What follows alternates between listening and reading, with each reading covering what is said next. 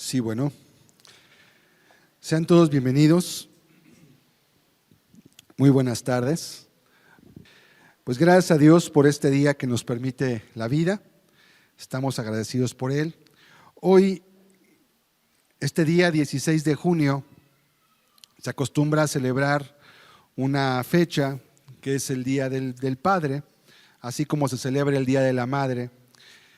Y la Biblia nos enseña que las costumbres que en la sociedad hay, pues no siempre son adecuadas, no siempre son buenas, pero todas aquellas que favorezcan lo que la Escritura nos pide, en este caso el mandamiento de honrar padre y madre, pues pueden ser una buena ocasión para poder reconocer la labor, para poder reconocer el servicio de aquellos que nos han dado tanto. Finalmente nuestros padres, pues de una u otra forma, hoy por ejemplo, que está tan de boga el aborto, ¿verdad? Una vez hablaba con una persona que defendía el aborto y le decía, pues mira, gracias a Dios, tus padres no te abortaron y aquí estás, porque no te quisieron abortar, pero qué tal que hubiera sido para ellos un estorbo o que te consideraran un estorbo en su momento y hubieran tomado la decisión de practicar un aborto en tu vida, tú hoy no estarías aquí. No me pudo dar un argumento en contra. Digo, pues sí, la verdad aquí estoy porque no me abortan. No dije exactamente, o sea, es la oportunidad que a muchos se les priva. Entonces, si tenemos nuestros padres y nos han dado vida, es justo también reconocer. Obviamente que no debe ser un día, la honra a los padres se practica todos los días de nuestra vida, pero es bueno tener un momento en el cual podamos recordar, sobre todo si a veces esto es ocasión de que la familia pueda reunirse, de que la familia pueda tomar un momento para recordar, agradecer. Si es que tienes la fortuna aún de tener a tu padre, qué bendición. Si no lo tienes ya, gracias a Dios por lo que lo tuviste. Y si algún día piensas ser padre también, yo creo que este mensaje nos puede servir mucho a nosotros. He titulado este mensaje 4 atributos que todo padre debe tener. 4 atributos, y curiosamente voy a referirme a través de él, o voy a referirme a él a través de un aspecto de la naturaleza, del mundo animal, que precisamente la Biblia nos enseña. Vamos a leer al final en el libro de Job, como Dios mismo le dice a Job, pregunta a las bestias del campo y ellas te enseñarán, pregunta a los peces y ellos te van a declarar esta grande verdad. Vamos a leer Proverbios 30, versículos del 24 al 28. Proverbios capítulo 30, versículos del 24 al 28. Fíjense cómo dice la palabra de Dios en este texto. 4 cosas son de las más pequeñas de la tierra y las mismas son más sabias que los sabios. Las hormigas, pueblo no fuerte, y en el verano preparan su comida. Los conejos, pueblo nada esforzado, y ponen su casa en la piedra. Las langostas que no tienen rey, y salen todas por cuadrillas. La araña que atrapas con la mano y está en palacios de rey. Vamos a orar, vamos a pedir a Dios su ayuda en esta mañana. Padre, te damos muchas gracias en esta hora por la vida que nos permites, por la oportunidad, Señor, de alabar tu nombre y de acercarnos a bendecirte. Hoy te quiero rogar, Señor, ayúdanos a entender cómo a través de la naturaleza nos has dejado enseñanzas, Señor, para que podamos valorar lo que tú esperas de nosotros. Hoy específicamente quiero hablar acerca o refiriéndome a los padres. Y yo te pido que tú abras el corazón de cada uno de los que hoy tienen el privilegio de ser padres y que podamos a través de tu palabra comprender estos consejos de vida que nos pueden ayudar a cumplir esta misión de una manera exitosa delante de ti. Háblanos, te ruego, y enséñanos en el nombre de Jesucristo. Amén. Amén. ¿Cómo ser padres? ¿Qué necesitamos para hacerlo? Si le preguntáramos a algunas personas qué requieren para ser un buen padre, quizá muchos dirían salud, trabajo y dinero, que son algunos de los valores que en esta sociedad se mantienen y se buscan, pero créame que no todo en la vida es lo material. Se puede tener salud, trabajo y dinero y vivir vidas miserables. No siempre el tener una abundancia material es una garantía de la bendición de Dios.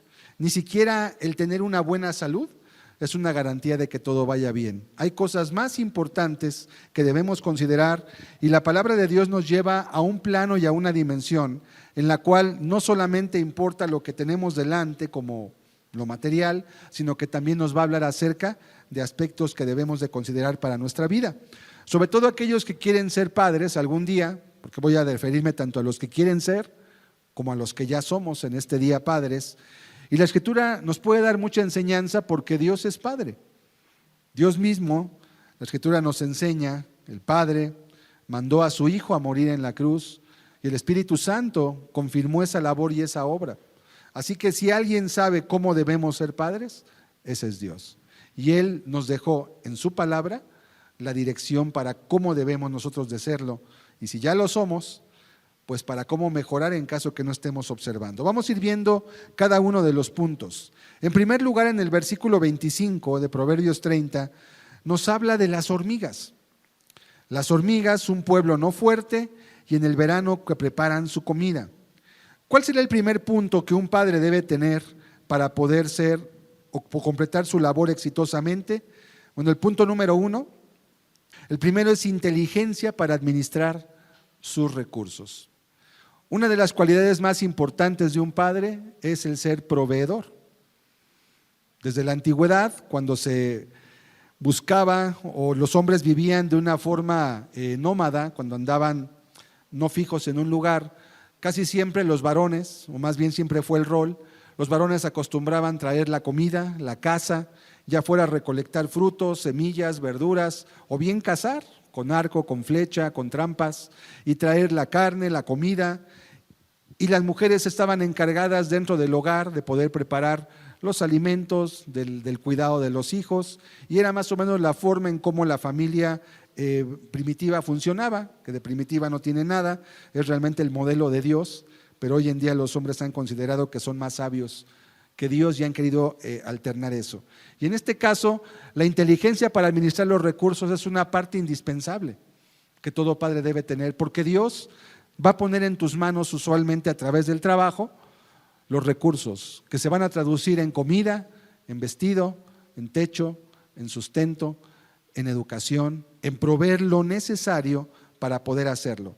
Y el verso 25 dice que las hormigas, aunque son un pueblo no fuerte, porque una hormiga realmente es un animal pues muy pequeño, es un insecto, un animal que tú lo puedes ver y no representa ningún riesgo para ti, lo podrías fácilmente quitar, eliminar, no hay nada que te pueda hacer. Sin embargo, tiene una enseñanza. Aunque es un pueblo no fuerte, dice el verso 25, sin embargo, dice, en el verano preparan su comida. Porque cuando llegue el invierno, cuando llegue el frío, cuando haya nieve, cuando las plantas perezcan por falta de la luz del sol o por el frío se sequen, no van a poder obtener su alimento. Entonces lo que hacen es prevenir desde antes una cantidad suficiente para mantenerse a ellas y a sus crías también. Y de esta forma vemos cómo, aunque las hormigas no son realmente un animal que sea de peligro para nosotros, no obstante nos dan una enseñanza. Son fieles y se requiere que un padre sea fiel en su economía a Dios, sea fiel en cómo administra las cosas que Dios va a poner en su mano. Vamos a leer Proverbios 3:9. Fíjense cómo la Escritura nos enseña que debemos de cuidar los recursos que Dios nos da.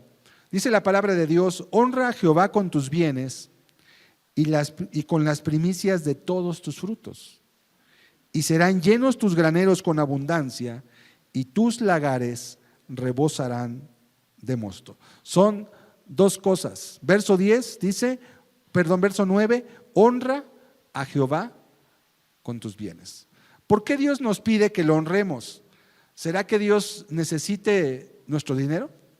¿Será que en el cielo haya carestía y no tengan dinero para poder?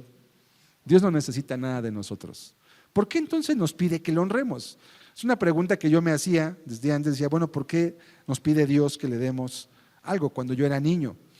Ya después, al entender la Escritura, realmente es una instrucción que no es para beneficio de Dios, es para beneficio de nosotros. Es un reconocer de dónde y por quién tenemos todo lo que tenemos. Y la forma de honrar a Dios es de lo que Él nos da, o como dice en la escritura en Primera de Crónicas, de lo recibido de tu mano te damos. Reconocer que lo que tengo lo tengo de parte de Dios y honrarlo a Él a través de lo que Dios me permite. Porque dice la escritura también, verso 10, que serán llenos los graneros con abundancia. ¿Por qué? Si estuviéramos en una doctrina que se llama de la prosperidad, te dirían, danos aquí tu dinero y Dios te va a bendecir a ti mucho, pero no es eso lo que está diciendo el texto. Ni siquiera es el contexto lo que está hablando. Lo que está hablando solamente es que al ser tú una persona que te acostumbres a verte como administrador y no como dueño, vas a hacer un uso óptimo de tus recursos. Es diferente cuando una persona trae en su cartera dinero y dice es mío, a cuando dice es el dinero del patrón, de la empresa, es el dinero del negocio y tengo que invertirlo para la materia prima del negocio. Si dice es mío y veo algo y se me antoja en un exhibidor, en una vitrina y lo quiero, pues me lo compro porque es mío. Pero si digo el dinero es de mi patrón, o es de la empresa, o es del negocio, ya no puedo, porque si lo hago, voy a desbalancear todo el negocio, la empresa, o voy a tomar algo que no es mío, lo cual será calificado como robo. Entonces, cuando tú honras a Dios con tus bienes, esa manera de ser previsor, esa manera de ser una persona que se ve como administrador, te va a ayudar a cuidar cada peso que tú recibas. Y vaya que los padres necesitan ser buenos previsores.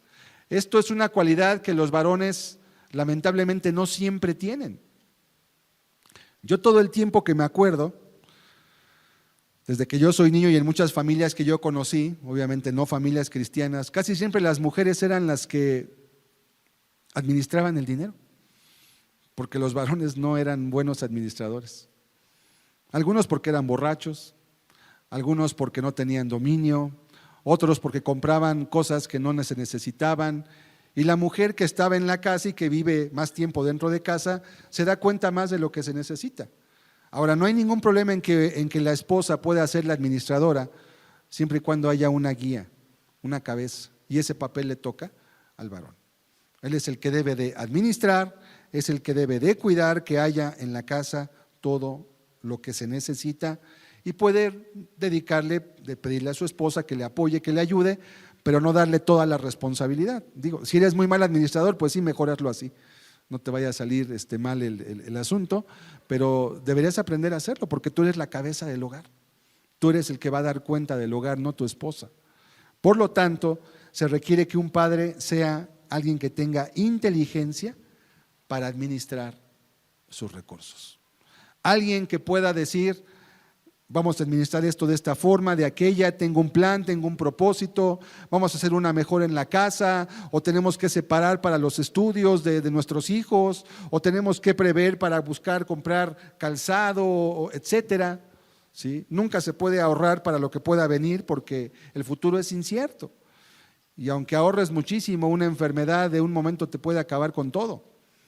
Entonces realmente no es esa la solución, pero sí se requiere que sea así. Vamos a ver Proverbios 6, versículos del 6 al 11. Gran parte de esta instrucción, de esta enseñanza, la vamos a tomar del libro de Proverbios. Y en este punto hablábamos de las hormigas, y precisamente Proverbios vuelve a tomar otra figura. Proverbios 6, versos 6 al 11. Ve a la hormiga, oh perezoso, mira sus caminos y sé sabio, la cual no teniendo capitán, ni gobernador, ni señor, prepara en el verano su comida y recoge en el tiempo de la siega su mantenimiento. O sea, puesto que tiene solamente el verano para recogerlo del invierno, en el tiempo de la siega tiene que trabajar. No puede decir después, mañana, otro momento, ya ver, no. Y por eso viene la exhortación, versículo 9. Perezoso, ¿hasta cuándo has de dormir? ¿Cuándo te levantarás de tu sueño? Un poco de sueño, verso 10, un poco de dormitar y cruzar por un poco las manos para reposo. Así vendrá tu necesidad como caminante y tu pobreza como hombre armado.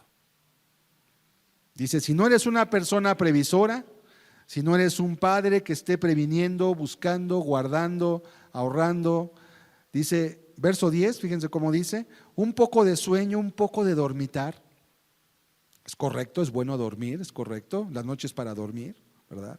Un poco de dormitar, cruzar por un poco las manos para reposo. Aquí el problema no es que la persona duerma, eso es necesario, sino si no duermes te mueres. La idea es que no duermas cuando es tiempo de la siega, que no descanses de más cuando tienes que estar trabajando. Verso 11, ¿por qué si no dice? Así como tú lo hiciste, va a venir tu necesidad como un caminante. ¿Cuál es la idea de este proverbio? Los caminantes, tú puedes ver que a veces hay peregrinaciones y hay gente que a veces camina o ya no caminan tanto, pero muchos sí caminan cientos de kilómetros. Y aunque van lentos, pero van a llegar. Dice, así va a llegar tu necesidad. Aunque tú veas, no, tengo mucho, todavía me alcanza, tengo guardado aquí. Si no prevés, se te va a acabar. Y cuando veas, va a llegar tu necesidad, así como un caminante. Pues venía bien lejos, pero ya llegó. Y además tu pobreza va a llegar como un hombre armado. ¿Cómo resistes a un hombre armado? Pues alguien te pone una pistola, ¿qué haces? No, pues llévate lo que quieras. No puedes resistirla. Esa es la idea del proverbio. Si tú no previenes, si no eres previsor, si no trabajas cuando debes, si no haces en el tiempo que tienes lo necesario para prever y administrar tus recursos, va a llegar tu pobreza como un hombre armado y cuando llegue no vas a poder hacer nada. Y mucha gente no es pobre porque no trabaje, a veces es pobre también porque no sabe administrar los recursos que Dios les ha puesto. Como dice la Escritura, hay mucho pan en el barbecho del pobre, pero se pierde por falta de juicio. Hay mucho pan, hay formas, hay gente que dice, mira, la vida es como una rueda de la fortuna, a veces estás arriba y a veces estás abajo. Y he conocido personas que yo las he conocido pobres, realmente, con necesidades, pero luego me empiezan a contar su vida cuando les empiezo a predicar y resulta que tuvieron tiempos en los que tuvieron mucho. Tuvieron casas, tuvieron dinero, tuvieron autos, tuvieron trabajos muy bien pagados, pero por falta de juicio, por falta de diligencia, por despilfarrar, lo perdieron. Y hoy solamente queda su riqueza como un recuerdo, pero de su riqueza, ¿dónde está? No hay nada. O lo despilfarraron con mujeres, o lo despilfarraron como el pródigo, ¿no? Con los amigos. Cuando una persona tiene dinero, pues todos son sus amigos, ¿verdad? Todos quieren estar con él. Y si esa persona en lugar de estar con su familia y darle a su familia lo que debe, les da a los amigos, a los cuates, a los compañeros de juerga, pues así va a llegar su pobreza, como un hombre armado. Y personas que podían haber tenido una buena vida hablando económicamente, por falta de previsión, por no entender que eran padres y que tenían que proveer, de repente tienen una pobreza que no debían haber tenido porque Dios les dio en un momento a manos llenas, pero lo despilfarraron. Vamos a ver el segundo punto. ¿Qué otro atributo debe tener un padre para poder cumplir su labor? Bueno, debe tener sabiduría para poner sus planes y proyectos sobre la roca verdadera. Este es un punto muy importante. Está bien, voy a ahorrar, voy a trabajar, vamos a juntar. Hoy en día que la economía es un poco más difícil, a veces también la esposa trabaja y no está mal, no es incorrecto siempre y cuando no descuide su hogar o la crianza de los hijos si los tiene también. No hay problema, puede apoyar. La Biblia habla en Proverbios 31 de la mujer virtuosa y una de las cualidades de la mujer virtuosa es que dice la Biblia que es como una nave de mercader, que va y que lleva y que negocia y que trabaja y que también trae a la casa, pero no es obligación de la esposa traer el pan. Puede apoyar al esposo, pero la obligación es del varón. Por eso se requiere que el padre también tenga una sabiduría para que planes, proyectos, propósitos, metas tengan un eje. Un eje es aquello sobre lo cual gira algo. Los autos, por ejemplo, las bicis, las motos tienen dos llantas, ¿verdad? Pero tienen un eje al centro. Y lo que permite que esa rueda gire y te pueda transportar es que tiene un eje sobre el cual va girando esa llanta. Si tú le quitas el eje a una moto, si le quitas el eje a un automóvil, las llantas no sirven de nada y el motor no sirve de nada. El eje es lo que hace que el motor y las llantas te lleven y te traigan. El eje de la vida de un padre debe ser un proyecto sobre la roca. Vamos a leer Proverbios 30, 26. ¿Qué ejemplo nos da ahora la Escritura para hablarnos de este punto? Nos habla ahora de otros animales, de los conejos. Y es curioso porque yo esto no lo sabía tampoco, Pero dice Proverbios 30:26, los conejos, pueblo nada esforzado. Pero ¿qué tienen como cualidad? Ponen su casa en la piedra. ¿Por qué? Porque en la piedra hay solidez, porque hay firmeza, porque así no se van a hundir, aún si la tierra se humedece, no hay peligro que entre la humedad, porque la piedra va a estar siempre seca. Y bueno, es una parábola. Obviamente los conejos no son nada esforzados, pero tienen la sabiduría. ¿Quién les dio esa sabiduría? Dios, obviamente.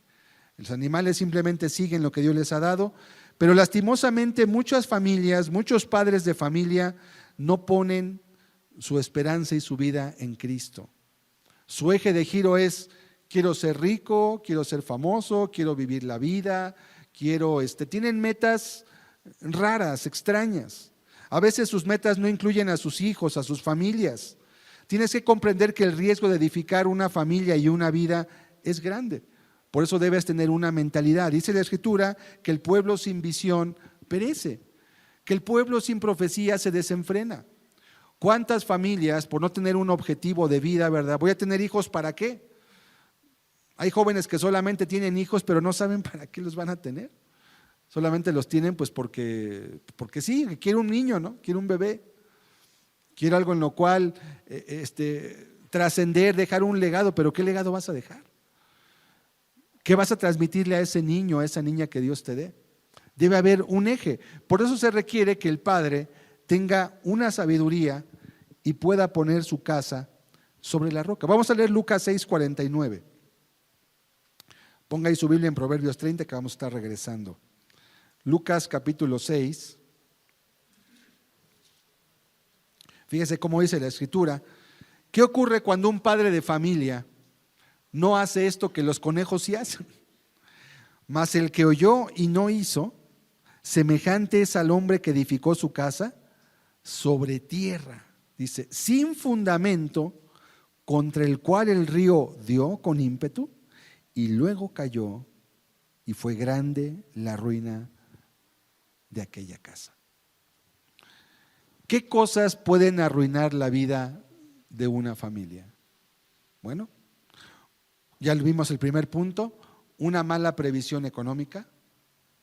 Otra cosa que puede arruinarlo es cuando el padre permite que entren vicios en su vida, ya sean vicios como el alcohol, la drogadicción, como el teléfono, los juegos, los deportes, que no es malo tener deporte, tener juego, pero a veces los padres de familia dan más importancia a esos puntos que a su propia familia, o no le dan la trascendencia que debería tener a su casa. ¿Qué más puede ser también? Una mala crianza de los hijos, una crianza no planeada, sin un objetivo, sin una claridad. ¿Y de qué sirve que después puedas quizás edificar una casa muy grande, muy bonita, tengas muchas provisiones, pero tus hijos no quieren estar contigo? O tus hijos se van de casa, o tus hijos se pierden por ahí en algún pecado, en algún vicio. De nada sirve porque las casas están vacías. Por eso es fácil edificar una casa. Se requieren tabiques, arena, cemento, pero un hogar no cualquiera lo puede edificar. La casa es la construcción, pero el hogar es el ambiente que hay dentro de la casa.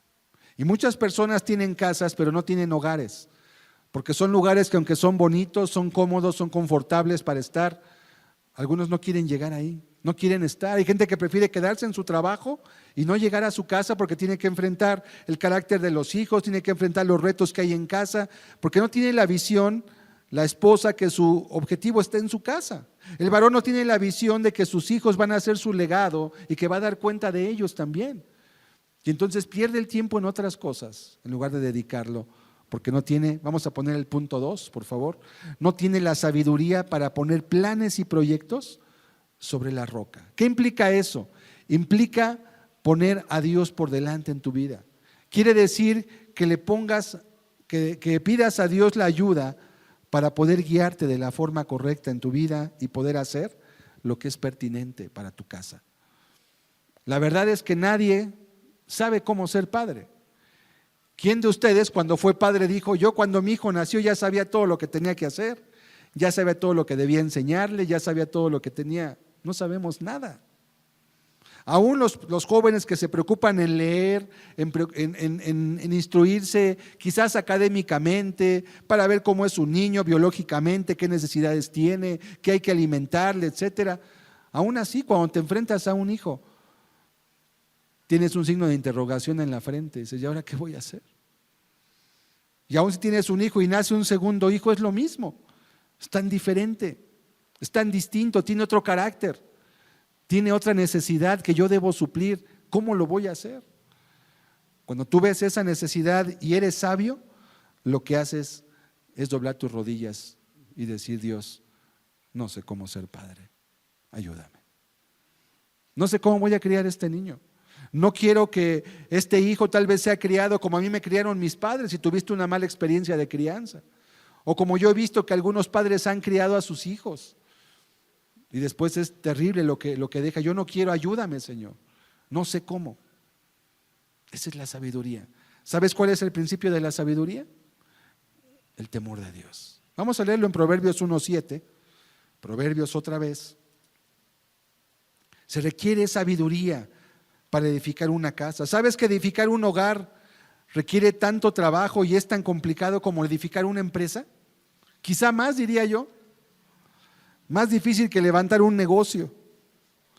Porque el negocio, pues por lo menos lo dejas, lo cierras, ahí se queda, pero en tu familia perteneces 24 horas al día, 7 días por semana. Proverbios 1, versículo 7. El principio de la sabiduría, o sea, la puerta de entrada a la cual tienes que llegar para empezar a ser sabio es el temor de Dios.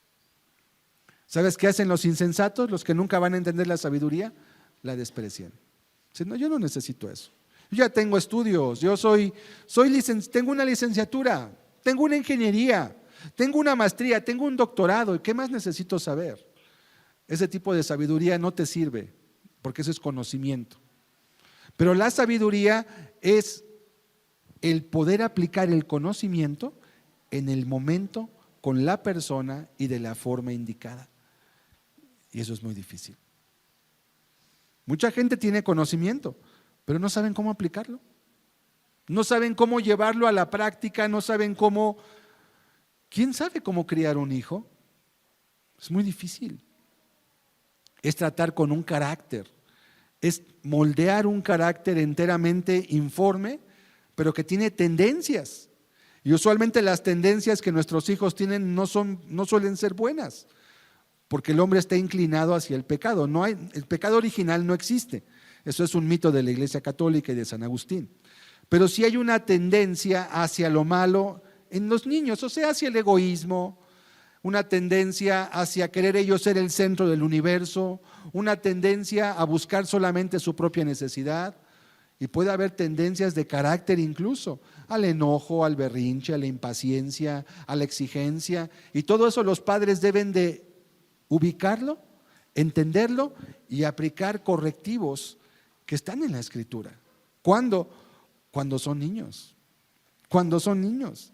Cuando acaban de echar una banqueta y están los albañiles y ponen el cemento y están haciendo una pequeña banqueta fuera de una casa. Y cuando el cemento está suavecito, puede venir un pajarito, se posa sobre el cemento, vuela y va a dejar ahí su patita. Yo cuando era niño, cuando era muy pequeño, no entendía por qué las banquetas tenían huellas de perros. Decía, bueno, pero ¿por qué tienen huellas de perros? O sea, está bien duro aquí. ¿Por qué hay una huellita de un pajarito aquí, verdad? Ya después viendo, hace cuando el cemento está haciéndose, es muy suave. Y fácilmente se puede marcar. Y así es con la vida de nuestros hijos. Cuando ellos son pequeños, son como ese cemento que un día va a ser muy duro. Un día cuando quieras ya formar sus hábitos y tengan 15 años, 20, te vas a dar topes de cabeza y no vas a poder hacer cambiar a ese muchacho, a esa muchacha. Pero si lo hacías cuando tenía 2 años, 3 años, 4, 5, es fácil. Puedes moldearlo, requiere insistencia. Requiere obviamente persistencia, requiere tener claridad sobre lo que quieres y hacer y buscar y corregir lo malo y fomentar lo bueno y corregir lo que no era correcto y cortar lo que de plano es totalmente malo, si no lo hiciste cuando podías. Y ahora que tu hijo es adolescente, quieres formar su carácter. Te deseo mucha suerte, pero va a ser muy difícil. Va a ser muy complicado. ¿Qué se requiere? Principio de la sabiduría. Si tú le enseñas a tus hijos ese principio de sabiduría, y ellos también aprenden y entienden, cuando ellos vayan creciendo, también se van a dar cuenta, necesito esa sabiduría también yo. Y si tus hijos buscan eso, vas a ser un padre afortunado. Vamos a leer Proverbios 3, 5. Proverbios capítulo 3, verso 5. Dice la Escritura: fíate de Jehová de todo tu corazón y no te apoyes en tu propia prudencia. Reconócelo en todos tus caminos y Él enderezará tus veredas. Fíjate, cuánta sabiduría. 2 versículos de la Escritura te pueden dar más conocimiento que un libro. La primera instrucción, verso 5. Fíate de Jehová, dice la Escritura, de todo tu corazón. La palabra fiar quiere decir confiar, ¿sí? Es una contracción de la palabra, del término fía. Confía en Dios. ¿Cómo? De todo tu corazón. ¿Y cómo vas a confiar en Dios? Pues vas a confiar en su palabra, porque es lo que Él te ha dejado, ¿verdad? Y dice la segunda indicación es: no te apoyes, no que no uses, sino que no te apoyes en tu prudencia. Todos tenemos una prudencia natural. No voy a abrir la Biblia para ver en qué momento me cruzo una calle, ¿verdad? Tenemos todos un sentido de supervivencia, tenemos una prudencia natural. Si veo que vienen autos a alta velocidad, no me voy a querer cruzar porque me pueden atropellar. Mejor me espero, ¿verdad? Para eso tenemos un sentido natural. Pero la prudencia se refiere en este texto a aquello que hacemos para tomar decisiones importantes, como las que estamos mencionando en este día. ¿Cómo voy a guiar mi casa? ¿Eres un joven que un día quieres casarte? ¿Eres un joven que tienes poco tiempo de casado? ¿Qué quieres hacer con tu vida? ¿A dónde quieres llevar tu matrimonio? ¿A dónde quieres llevar tu familia? Si no sabes eso cuando antes de casarte, ya empezaste mal. No tienes un propósito, no tienes un plan. ¿Y quién en su sano juicio empieza a edificar una casa y dice: pues voy a empezar con una barda y ya veré a ver qué sale después? No, tienes ya una idea. Pues quiero 2 cuartos, quiero un baño, quiero una sala. Nadie edifica una barda y luego dice: pues a ver qué va saliendo. Sería muy insensato hacer eso. Puedes acabar perdiendo tu inversión porque no te preparaste de antemano con un propósito en lo que ibas a hacer. Y si para una casa a veces contratas un arquitecto, o por lo menos le preguntas al albañil: oye, ¿usted qué sabe, qué me recomienda, verdad? Y te empiezas a edificar. Nadie hace eso en su sano juicio porque te va a costar dinero. Pero ¿cuántas veces en las familias sí ocurre eso?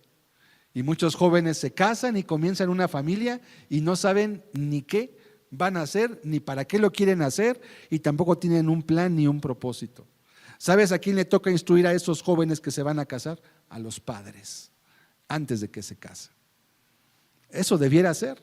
Pero si esos padres a su vez no fueron ellos guiados por sus padres cuando eran jóvenes, pues ya traen una mala escuela, porque ellos tampoco traen esa costumbre de saber que yo soy responsable de preparar a mis hijos para ese momento en que van a ser padres un día.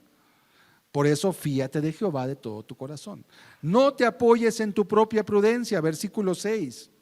Dice después: reconócelo en todos tus caminos y Él enderezará tus veredas. La promesa es que si tú te preocupas de ver que en todo lo que hagas está Dios y su palabra en tu vida, porque eso es reconocerlo, es como si dijeras: no voy a hacer esto si no está, no voy a construir esta casa si no está el arquitecto presente. Así es como si dijeras: no voy a edificar mi familia si no estoy convencido que Dios está en lo que estoy haciendo. Si tú lo reconoces en todos tus caminos, va a haber un resultado. Él va a enderezar todas tus veredas. Así como el arquitecto que te va a decir, le va a decir al albañil: esta barda no está bien, este nivel aquí no está correcto, este lugar que usted quiere hacer aquí no está bien, está mal planeado. ¿Por qué? Porque él es arquitecto. Ese es su trabajo. Sí. Ser arquitecto de una familia sin experiencia es algo muy arriesgado, es muy difícil. Es como edificar una casa y no saber ni cómo pegar un tabique. Es probable que la casa se te caiga encima y te mate. Debes de buscar ayuda en alguien que sepa. Y verso 7 Tercera indicación, no seas sabio en tu propia opinión. Teme a Jehová y apártate del mal. La tercera indicación para los padres, la sabiduría viene cuando alguien no es sabio en su propia opinión. Es decir, que un padre debe estar abierto para decir, quiero y necesito aprender. No sé todo. Y la verdad es que no sabemos todo. Y aun cuando somos padres que tenemos ya hijos adultos, pues también no sabemos muchas cosas. Y seguimos necesitando la ayuda y la sabiduría de Dios. Entonces, no dice la Escritura, no seas sabio en tu propia opinión. Reconoce que aún si eres papá, pues te puedes equivocar. Y de hecho los papás nos equivocamos muchas veces con nuestros hijos. Y no hace daño decir perdón. Y no hace daño decir la regué, me equivoqué, perdóname. Mi intención era buena, pero me equivoqué contigo. Perdóname, dame otra oportunidad. Pero a veces tenemos miedo y pensamos que esas palabras van a socavar nuestra autoridad y no es así. Saber reconocer que nos equivocamos fortalece la autoridad, porque Dios ya te dio la autoridad. Y si tu hijo, tu hija saben y ven que tú eres una persona que sabes reconocer un error, va a decir, ok, puedo confiar en ti, porque sé que si te equivocas vas a reconocer que te equivocaste y vas a enderezar el camino. Pero si ven al papá inflexible, que todo lo sabe, que nunca se equivoca, que nunca pide perdón, que nunca dice lo siento, que nunca se disculpa, dicen, no, pues este hombre se cree Dios. Y no es Dios, porque los resultados lo atestiguan, no tiene los resultados de Dios, está equivocándose. Entonces, el punto número 2 es sabiduría para poner sus planes y proyectos sobre la roca que es Cristo. Todo padre necesita esto para poder cumplir exitosamente esta carrera. Número 3, ¿qué otro atributo requiere un padre de familia para poder cumplir su labor? Una autoridad definida para cumplir el modelo de Dios en la familia. ¿A qué me refiero con una autoridad definida? Vamos a leer Proverbios 30. Vamos a dejar que nos enseñe la naturaleza, en primer lugar.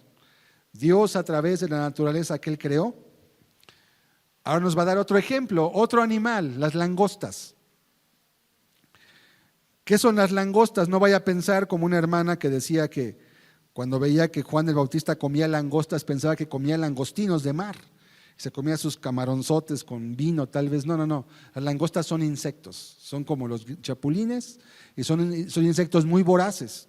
Dice, las langostas que no tienen rey y salen todas por cuadrillas. ¿Quién es el capitán de las langostas? ¿Dónde está el rey langosta? No existe, no hay.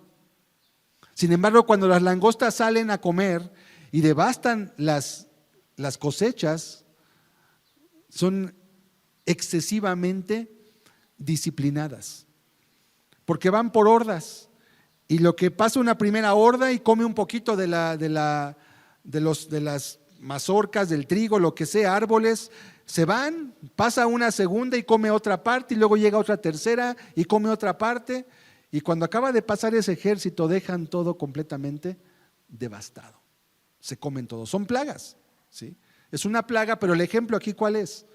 Que aunque no tienen rey y aunque no tienen un señor directamente, salen todas por cuadrillas, ¿sí? ¿Qué nos quiere decir esto? ¿Por qué entonces este punto nos llama a ver la autoridad definida? ¿Cómo es posible que en nuestra familia vivamos en un caos, en desorden, llenos de conflictos, cuando aún las langostas no tienen pleitos entre ellas, sino que están ordenadamente? Las hormigas, no sé si tú las has visto, yo creo que todos en nuestra vida, en algún momento de nuestro tiempo nos hemos dedicado a ver las hormigas cómo trabajan. Yo las he visto, seguramente también tú lo has visto.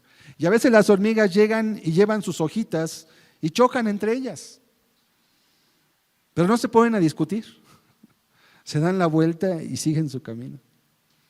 ¿Y cuántas personas hoy en día en sus casas y en sus familias tienen un conflicto y en lugar de seguir caminando se detienen a discutir?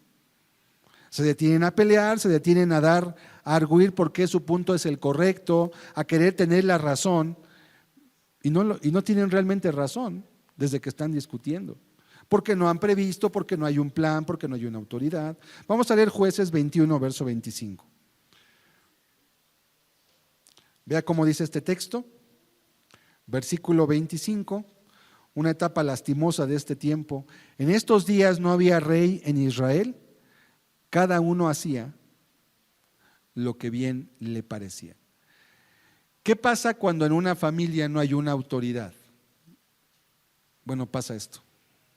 Cada quien hace lo que le place. Comes cuando quieres, haces lo que quieres. Si quieres ayudas, si quieres no ayudas, si quieres cooperas, si quieres no cooperas, si quieres lo que tú quieras. ¿Y qué ocurre entonces? El libro de los Jueces al final nos habla de cómo esta etapa fue trágica en Israel. Al no haber una autoridad, al no haber un juez, los jueces eran personas que tenían una autoridad civil, pero también tenían una autoridad militar y a la vez también espiritual. Aunque moralmente dejaban mucho que desear muchos de ellos, sin embargo tenían esos tres ámbitos de autoridad, que es lo que hoy sería un presidente, un rey o un gobernador temporal, y esa autoridad le daba un rumbo al pueblo. Pero en el tiempo de los jueces eran periodos que ocurrían donde había autoridad, luego moría el juez y había un tiempo en que no había juez otra vez y venía un caos y Dios tenía que volver a levantar otro juez para que viniera otra vez a poner el orden dentro de ello. ¿Qué requiere un padre de familia? Y sobre todo tú como varón, requieres tener autoridad. Pero la autoridad no se gana por gritar más, por pegar más fuerte o porque se lleva el dinero. La autoridad, dice la Biblia, que se gana a través del servicio. Y muchos padres piensan que cuando llegan a su casa están esperando quien les quite los zapatos, les quite los calcetines, les dé un masaje, les ponga a soplar, les sirva su café, les prenda la tele y les ponga una almohada y se dediquen a hacerles piojito en la cabeza, casi casi. Y ese no es el plan de Dios de la autoridad en la Escritura. El plan de Dios es que la autoridad se gana a través del servicio. Y ese es un concepto que a veces los varones, sobre todo en las casas, están muy lejanos de él, porque así fueron criados. Lamentablemente venimos de una cultura donde la Biblia no ha sido el rector de ella, y aún hablo en las iglesias también, ¿sí? En el mundo secular no se diga, pero aún dentro de las iglesias se tiene el papel de que la autoridad debe ser servida, y la Escritura dice que la autoridad realmente está puesta para servir y para poder dar a los demás descanso y apoyo. Porque ¿cuál es la razón de que en un país, por ejemplo, nadie quiere pagar impuestos? Además de que puedan ser un tanto ladrones, una razón es de que las personas no ven que el gobierno utilice el dinero de sus impuestos para mejorar la infraestructura de la sociedad. Entonces, ¿para qué doy dinero si se lo roban? Mejor no lo doy. Esa es la idea de la mayoría de la gente. ¿Qué pasa cuando una autoridad emplea todos los recursos para servir a sus gobernados? El pueblo dice: yo quiero estar con ese rey porque este rey sí me sirve, porque este sí atiende mi necesidad, porque este sí pone los impuestos a trabajar, entonces con gusto pago mi impuesto.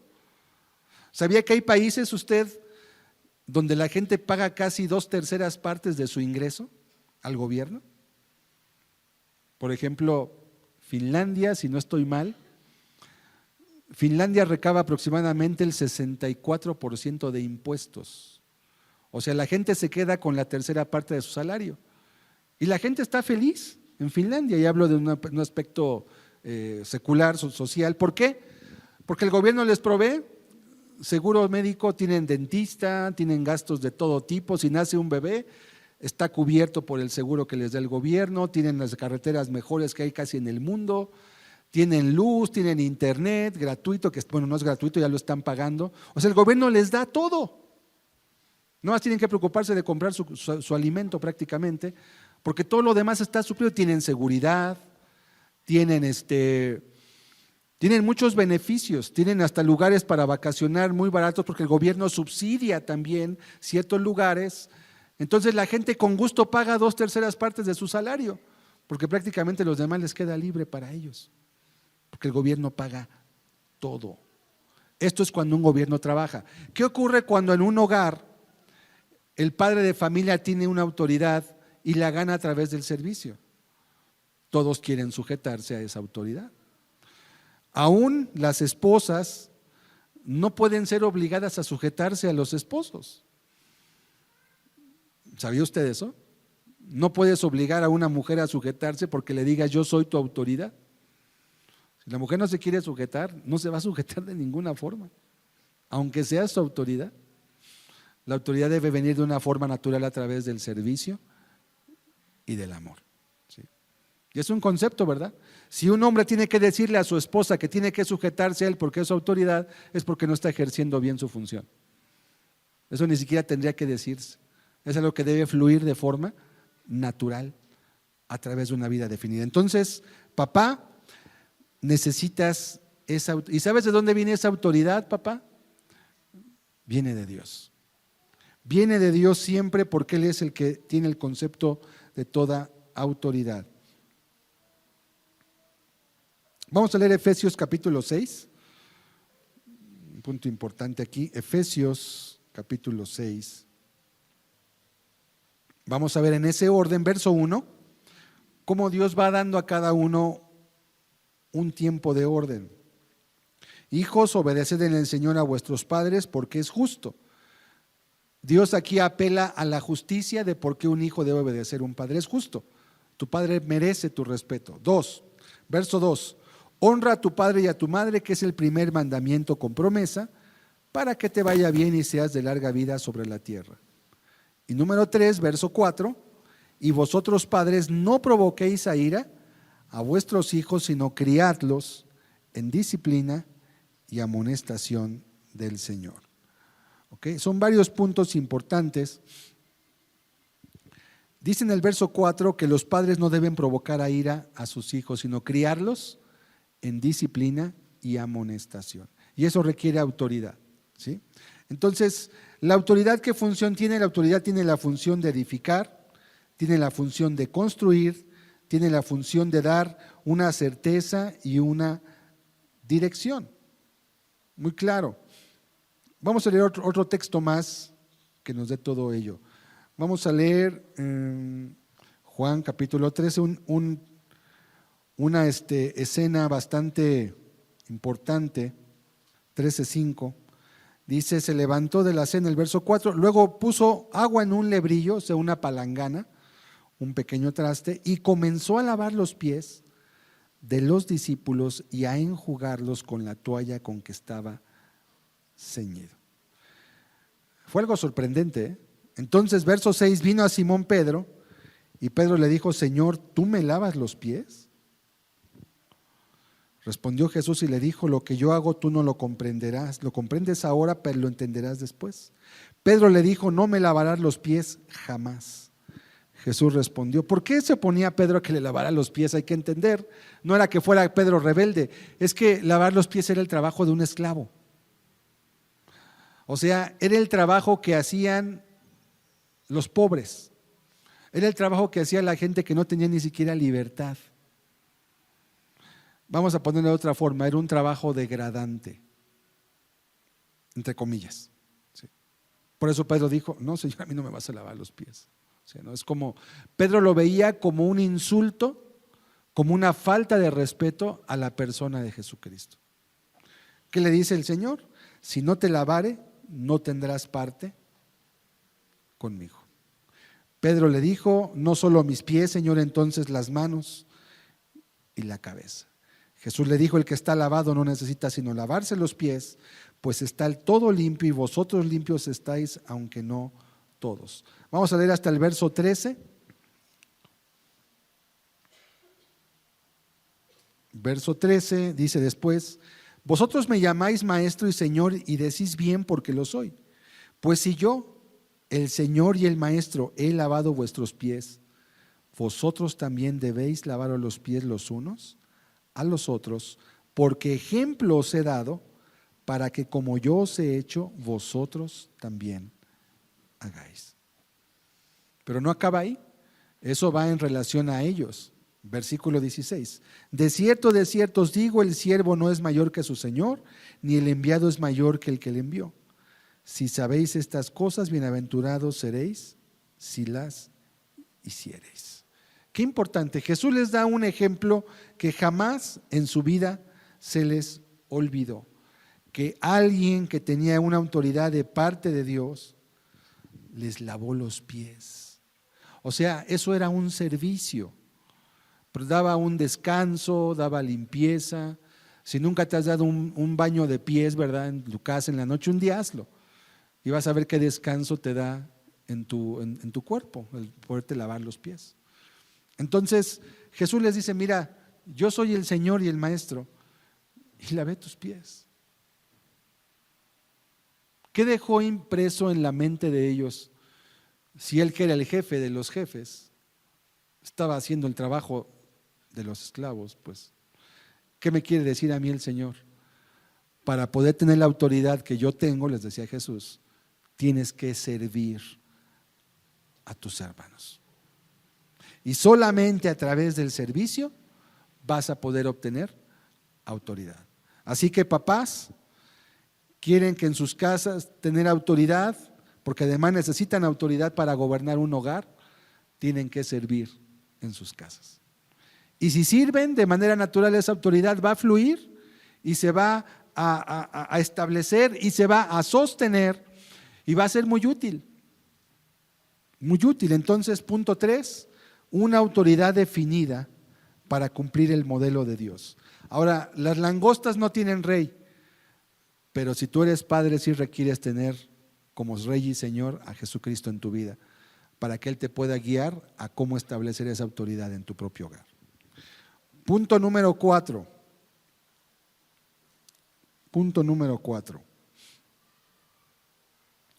¿Qué más requiere un padre para poder establecer su papel dentro del hogar y ser un padre exitoso?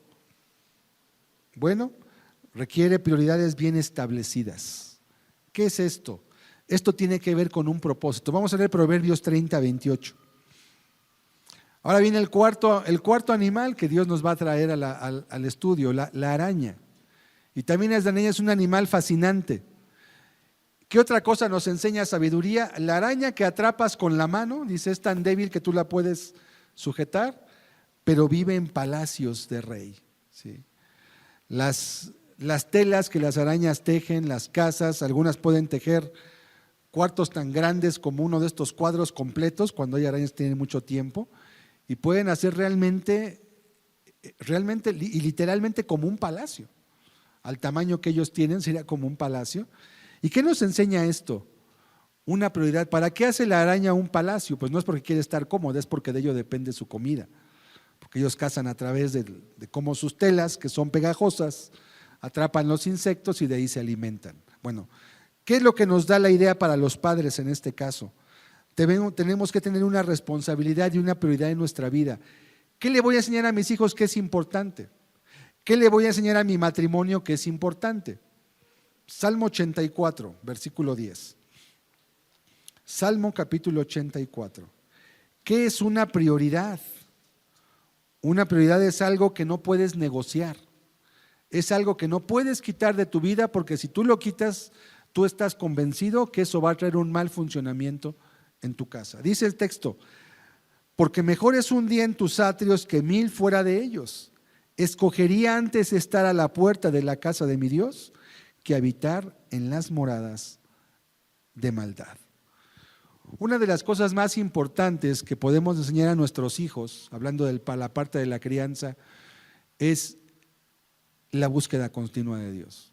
Y en este caso, David decía: mejor es un día en tus atrios que 1000 fuera de ellos. Congregarse es muy importante. Es vital, de hecho, es vital. ¿No enseñaste a tus hijos a congregarse, a buscar de Dios cuando eran pequeños?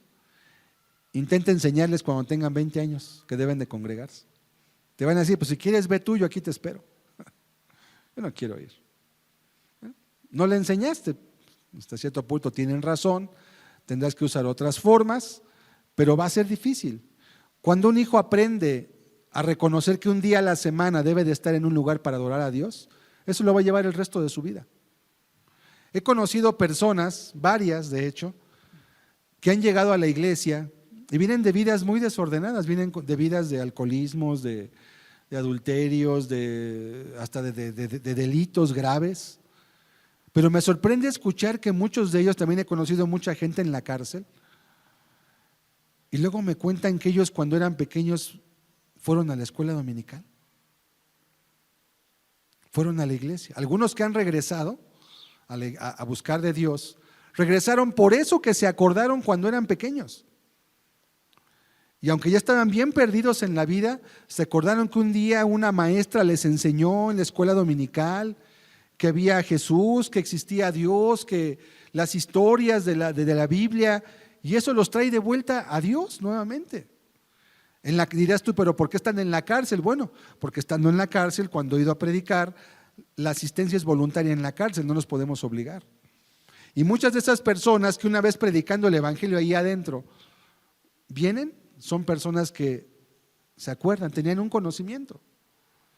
Y ahí hubo un error, ¿verdad? También hay un error en el gobierno. El gobierno no deja que se metan las Biblias en las escuelas, pero sí deja que se lleven a las cárceles. Si dejaran meter las Biblias a las escuelas para enseñarles a los niños de Dios, no tendrían que ir a las cárceles después a aprender de Dios, porque tendrían un conocimiento y tuvieran un lugar a donde dirigirse. Y muchas de esas personas que hoy buscaron a Dios, pero que perdieron el camino, es porque se quedó una semilla grabada en ellos. Cuando eran pequeños se acordaban, o algunos no fueron a la iglesia o no fueron muy asiduamente, pero recordaban a aquella madre o aquel padre que oraba. Recordaban a aquella persona que les daba de alguna forma algo de Dios en sus vidas. ¿Y sabes qué hace ese conocimiento? Los lleva a buscar de Dios. Dice, no, pues sí, necesito buscar a Dios. Porque hubo una prioridad. Es cierto que no lo respetaron. Una verdad muy importante, no vas a poder hacer que tus hijos se conviertan cuando tú quieras. Ellos también tienen que decidir, porque la salvación es personal y es voluntaria. Pero les va a ayudar mucho el hecho de que ellos tengan un conocimiento y tengan por lo menos un saber hacia dónde deben dirigirse, hacia dónde pueden correr en tiempo de necesidad. Son prioridades. ¿Qué prioridades debe tener un padre en su familia? Tan importantes como buscar a Dios, la Escritura, ¿sí? ¿Qué prioridades más? Pues mantenerse lejos del pecado. ¿Dónde se aprende eso? En el hogar. Ahí lo vas a aprender. ¿Qué más aprendes en tu casa? Aprendes valores en tu hogar, no los aprendes en la escuela. Los padres son responsables de enseñar esos valores a los hijos. No son los maestros de la escuela. Son prioridades bien establecidas y bien definidas. Vamos a leer Mateo 6:33, otro texto más. ¿Cómo dice la Escritura en este texto? ¿Qué es una prioridad en la vida de una persona? Vamos a leerlo. Mas buscad primeramente el reino de Dios y su justicia, y todas estas cosas serán añadidas. ¿Cuál es la prioridad? Buscar el reino de Dios. Y si tú a tus hijos, si tú en tu matrimonio, por eso también es importante que un matrimonio pueda iniciarse, ¿verdad?, en los caminos de Dios. Pero si por alguna razón tu matrimonio no inició en el camino de Dios, nunca es tarde para buscar trazar estas cosas. Dios te puede ayudar. Dios te puede bendecir. Primero, el reino de Dios. ¿Por qué, hijo? ¿Por qué, hija? Porque al final es todo lo que va a quedar en tu vida. Tu trabajo, tu escuela, tu dinero, tus títulos, tu negocio, tu empresa, tu oficio, tus casas, tu cuenta de banco, todo se va a quedar. Todo lo vas a dejar aquí. Pero vas a ir delante de la presencia de Dios y vas a ir a un lugar eterno, o de reposo y de gozo, o de confusión y vergüenza perpetuas, conforme a tus acciones. Lo más importante es buscar el reino de Dios. Sí, hay que trabajar, tienes que ser un alumno aplicado, tienes que ayudar en casa, tienes que trabajar, vas a formar una familia quizás, pero no olvides que por encima de todo está Dios, porque es el primer mandamiento. Amarás al Señor tu Dios. Vamos a leerlo en Éxodo 20. Fíjese cómo está el mandamiento desde el principio de la Escritura. Tenemos ya el mandamiento legislado. Éxodo 20. Aquí lo da de una forma muy sencilla, en el versículo 3. No tendrás dioses ajenos delante de mí. Esa es la forma, digamos que corta. Solamente yo puedo ser Dios. Pero ¿qué significa eso en la práctica? ¿Qué significa eso realmente? Vamos a leer Marcos capítulo 12. Vamos a ver cómo el Señor Jesucristo lo explicó. Pero el mandamiento es ese: no va a haber otro Dios fuera que el Dios que se mostró a ese pueblo de Israel. Marcos 12, versículo 28. Y esto es algo básico que debieran aprender los matrimonios, que debieran aprender los hijos de cada hogar. Acercándose uno de los escribas que los había oído disputar y sabía que les había respondido bien, le preguntó: ¿cuál es el primer mandamiento de todos? Y vea cómo lo pone el Señor Jesucristo. Jesús le respondió: el primer mandamiento de todos es: oye Israel, el Señor nuestro Dios, el Señor uno es, lo que está en Éxodo 23. Ahora el Señor lo explica: y amarás al Señor tu Dios con todo tu corazón y con toda tu alma y con toda tu mente y con todas tus fuerzas. Este es el principal mandamiento. Esa debería ser la prioridad número 1 en todos los hogares. Y si esa fuera la prioridad y ese fuera el eje de giro de la vida de los hogares, se resolverían muchas de las dificultades, problemas y conflictos que existen dentro de ellos. Prioridad no negociable, no cambiable, no sustituible de ninguna forma, es una prioridad en la vida cristiana, porque de esta se derivan todas las demás que acabo de mencionar. De allí se deriva absolutamente todo. La palabra de Dios nos hace un llamado directo a buscarlo a Él, a no dejar de congregarnos, como dice Hebreos 10:25, ¿verdad? No dejando de congregarnos como algunos tienen por costumbre, sino exhortándonos, y cuanto más cuanto ves que aquel día se acerca. No te dejes de congregar, trae a tus hijos, ven tú, no pierdas, porque siempre el hecho de saber que el domingo vas a estar otra vez en la reunión te hace poner muchas prioridades en tu mente. Voy a ir a alabar a Dios y no quiero llegar con este asunto. Voy a ir a oír la palabra y no quiero que Dios vuelva otra vez a golpearme, a decirme otra vez lo mismo porque no he corregido aquello. Voy a ir otra vez a buscar a Dios y no quiero llegar con mi mente turbada, perturbada, porque hay cosas que estoy haciendo mal en mi vida. Todo eso te guarda, pero quita a Dios de tu vida. Ya no te congregues, ya no asistas. Vives tu vida como tú quieres. ¿Total qué? ¿Quién me va a decir algo? ¿Quién me va a llamar la atención? ¿Dónde voy a escuchar algo que me taladre mi conciencia y que me haga sentir mal por no hacer lo que es correcto? No hay nada. Por eso esta es una prioridad no negociable. Concluye en Job capítulo 12, verso 7. Job capítulo 12, verso 7. Y así Dios le decía a Job precisamente: y en efecto, pregunta ahora a las bestias y ellas te enseñarán, a las aves de los cielos y ellas te lo mostrarán, o habla a la tierra y ella te enseñará, los peces del mar te lo declararán también. Y hoy hemos visto a través del ejemplo de cuatro de los cientos de animales de esta creación que Dios ha hecho, cómo podemos aprender sabiduría de ellas. Y ahí están para que los observes y que digas: también yo puedo hacer esto, aplicándolo obviamente a mi nivel, a mi forma, porque Dios nos habla a través también de la naturaleza que Él formó. Conclusión: para ser un buen padre tenemos que seguir el modelo de Dios que es Padre. Necesitamos dejarnos guiar por Él, necesitamos ser llenos de su amor, de su paciencia, de su misericordia, recordando que cualquiera puede tener hijos, pero no cualquiera puede ser padre. Todos pueden tener hijos, pero muy pocos pueden ser padres. Solo con nuestras acciones y decisiones podemos imitar a aquel que como Padre hasta hoy nos ha bendecido y nos ha guiado. Cerremos nuestros ojos, por favor.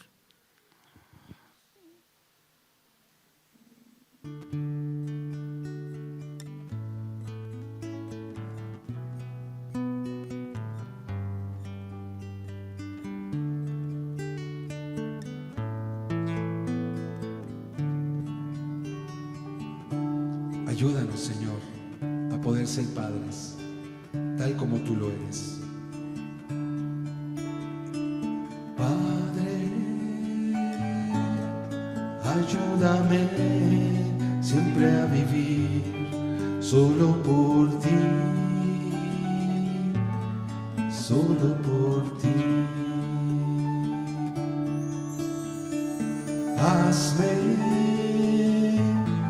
como tú quieras que sea yo, y que, Señor, todo sea para ti.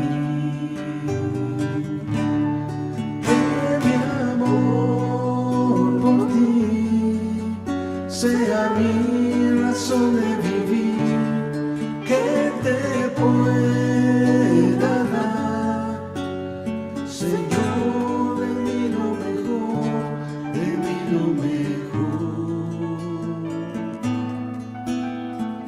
Padre,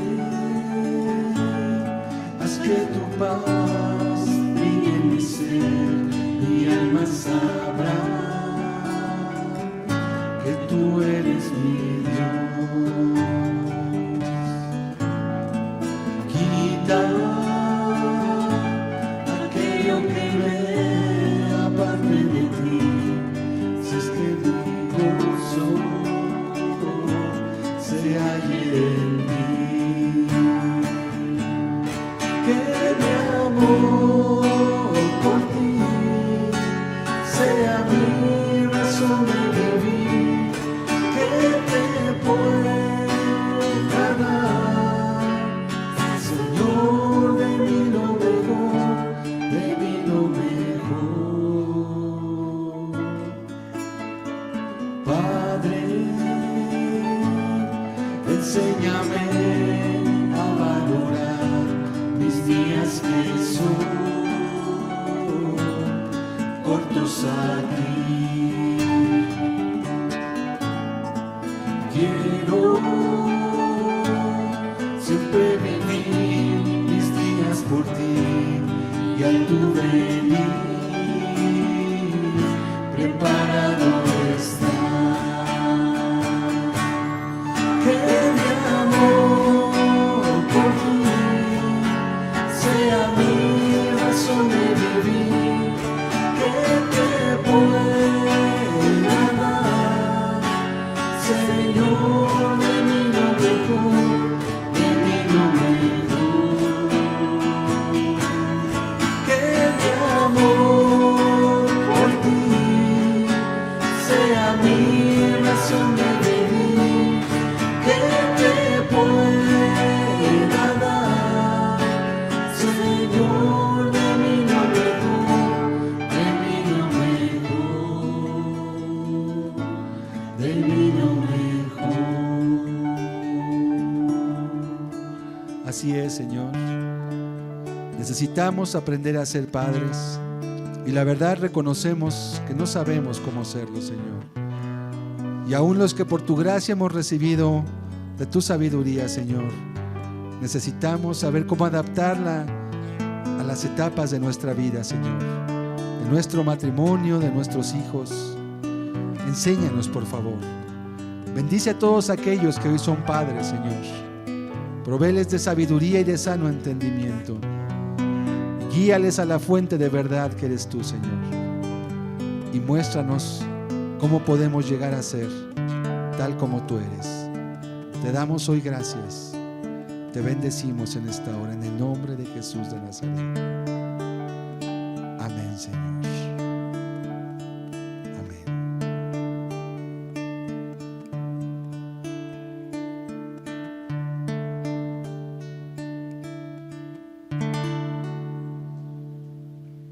Amén.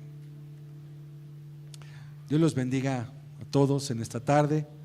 Aquellos que son padres, pasen la feliz compañía de sus familias también, y que hoy podamos obtener este peso de responsabilidad, pero también el privilegio, porque todos aquellos también que son llamados a llevar este papel tan importante, también están en la mira de Dios para ser bendecidos y para ser provistos siempre que lo pidamos a Él. Dios les bendiga a todos. Muy buenas tardes.